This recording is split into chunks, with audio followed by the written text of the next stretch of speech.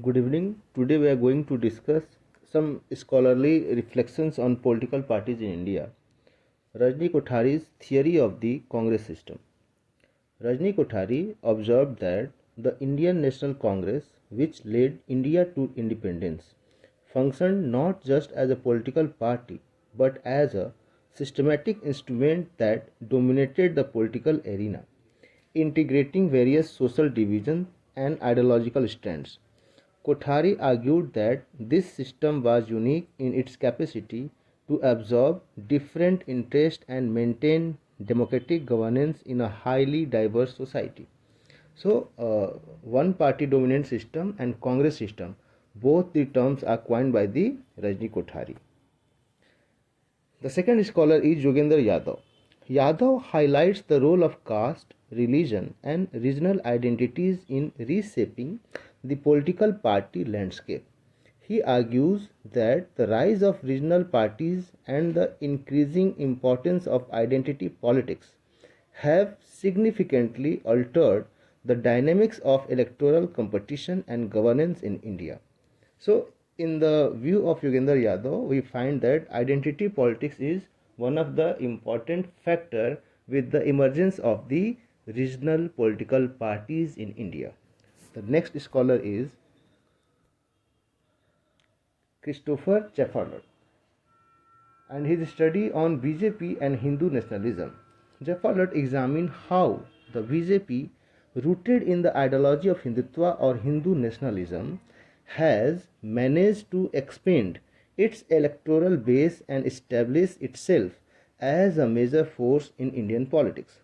He explores the party's organizational strategies, its appeal to different social groups, and its impact of India's secular fabric.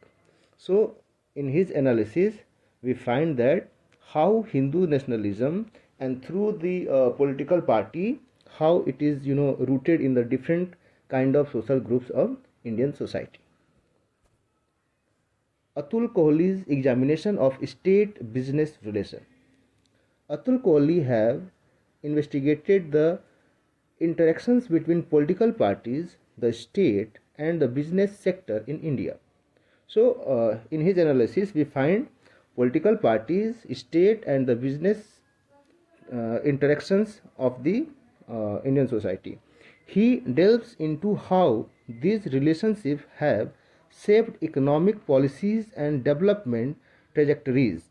Kohli's work sheds light on the ways in which political parties influence economic reform processes and the implication of these reforms for democratic governance and social equity. Pratap Bhanu Mehta's critique of ideological shifts. Mehta's work often highlights the challenges posed by majoritarian politics, the erosion of institutional integrity, and the implications of these trends for liberal democracy in India. He argues that the recalibration of political ideologies, especially within major parties like the BJP and the Congress, has significant consequences for political discourse and policy orientations in India. Neera Chandok analysis of civil society and party politics.